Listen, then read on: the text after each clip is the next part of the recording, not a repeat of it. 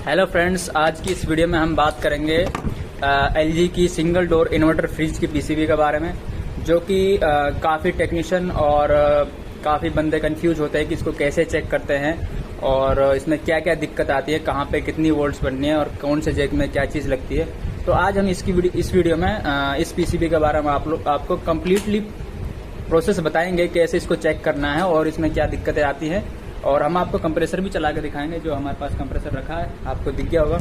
तो चलिए शुरू करते हैं। तो फ्रेंड्स, सबसे पहले हम शुरुआत करते हैं कनेक्टर्स के बारे में कि कौन से कनेक्टर में क्या होना है और क्या नहीं होना है। तो सबसे पहले हम इस जैक के बारे में बात करेंगे, जिसमें ये आपको दिख रहा होगा, यहाँ लाइन लिख रहा है, यहाँ न्यूट्रल लिख रहा है। इसका मतलब ये है कि यहाँ पे हमारी 220 वोल्ट जाएंगी।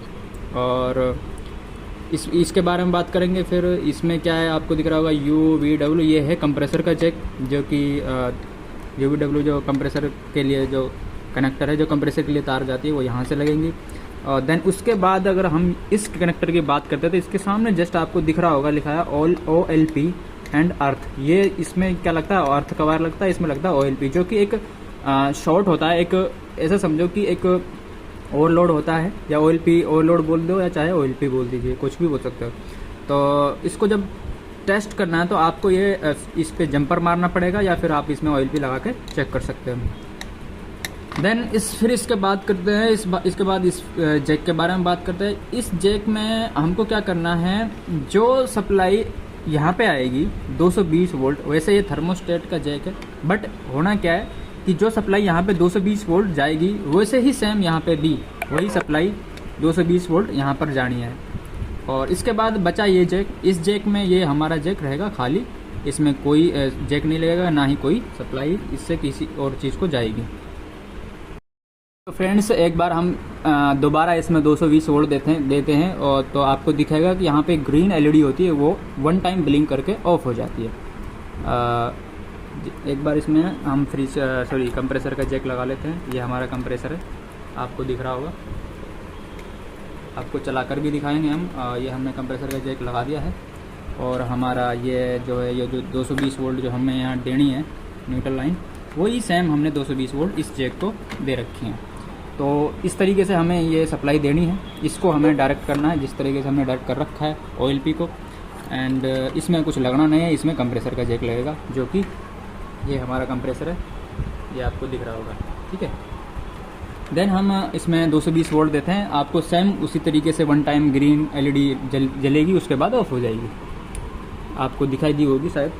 तो अब हमें क्या करना पड़ेगा, हमें इसके लिए 15 मिनट वेट करना पड़ेगा, क्योंकि इसमें 15 मिनट बाद ही, मैक्सिमम 15 मिनट बाद कंप्रेसर चलता है। बाकी इतने टाइम तक मैं आपको इसमें वोल्टेज दिखा देता हूँ, कहाँ पर कितनी वोल्ट बननी है। फर्स्ट ऑफ ऑल मैं बता देता हूँ कि जहाँ पर AC वोल्ट बनने हैं, सबसे पहले यहाँ पर 220 वोल्ट हमने जो दिए हैं, वही सेम वोल्ट यहाँ पर बनने चाहिए, राइट। देन उसके बाद जो हमारे वोल्टेजेस हैं, ये 78.5 लगा हुआ है इसमें, 78.5। तो इसमें आपको वोल्ट दिखाते कितने वोल्ट बनने हैं। एक साइड पे वही एक साइड पे हमारे वही 14-15 यानी कि 15 वोल्ट बनने चाहिए, क्योंकि जो हमारा IPM है आपको पता है कि 15 वोल्ट पे ही रन करता है। और एक साइड 5 वोल्ट बनने चाहिए, जिससे कि हमारा MCU रन करेगा। जैसे कि आप देख सकते हो ये 5 वोल्ट बन रहे हैं। देन और थोड़ा सा हम आपको बता देते हैं कि यहाँ पर जो सप्लाई है कितनी आनी चाहिए। इस रेसिस्टर से होकर जो सप्लाई हमारी यहाँ पर आएगी, एक पिन हमको ग्राउंड पर रखना है, ये ग्राउंड पर रख दिया। यहाँ पर हमारे 15 वोल्ट शो कर रहे हैं, जो कि हमें इस तरीके से मिलने चाहिए। देन और इसके अगर दूसरी साइड, अपोजिट साइड हम चेक करेंगे तो हमें करीब 2.6 वोल्ट मिलने चाहिए। ये इस तरीके से हम इसे चेक कर सकते हैं।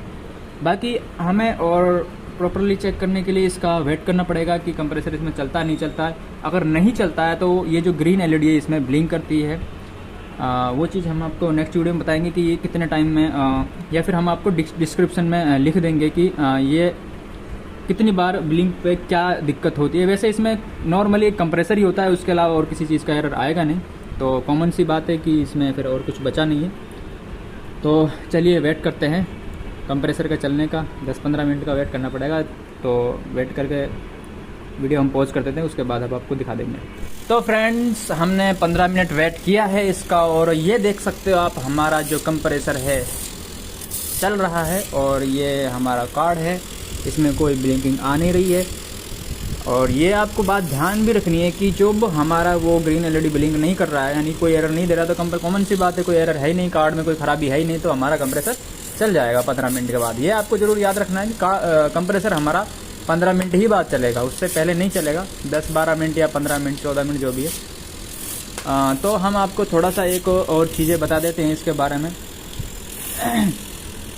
ये आप देख सकते हो बिल्कुल लाइव कंप्रेसर इसका चल रहा है, स्पीड अप भी हो रहा है। तो थोड़ा सा वो टेस्टिंग हम बता देते हैं आपको कि इसके आईपीएम कैसे टेस्ट करना है। फ्रेंड्स हम आपको आईपीएम टेस्ट करना भी बता देते हैं नॉर्मली। जैसे आप अगर आप टेक्नीशियन हैं, आप खुद ही चेक कर रहे हैं, तो सिंपली आपको क्या करना है, ब्लैक प्रोब को रखना है नेगेटिव ब्रिज रेक्टिफायर के नेगेटिव पिन पर, और देन इसको 1 by 1 या फिर चेंज करके रखना है 1 by 1 जो कंप्रेसर का कनेक्टर है पीसीबी में, उस पर रखना है। तो सबकी जो है सेम रीडिंग आनी चाहिए। और उसके बाद एक बार प्लस वाले पॉइंट पर रखना है ब्रिज रेक्टिफायर के, देन 1 by 1 रखना है, सेम रीडिंग सब पे आनी चाहिए। तो ये एक कॉमन सा तरीका है आईपीएम का चेक करने का। और अब हम आपको वोल्टेज दिखा देते हैं। जैसे ही जब कार्ड में जब हम वोल्टेज सप्लाई देते हैं 220 वोल्ट, अब आपको हम एक बार वोल्टेज दिखा देते हैं। ये हमने एक पॉइंट नेगेटिव पर रखा और एक जो कंप्रेसर की एक थिम्बल पर रखा। इसमें क्या होगा, हर पॉइंट पर आपको इक्वल वोल्ट मिलने चाहिए, यानी कि बराबर वोल्ट मिलने चाहिए सब सारे पॉइंट्स पे। तो इससे भी हम ये चेक कर सकते हैं कि हमारा आईपीएम ठीक है। अगर वोल्टेज कम ज़्यादा मिले, किसी पे 12 है, किसी पे 15 है, किसी पे 17 है, तो इसका मतलब ये है कि आईपीएम में कोई गड़बड़ है।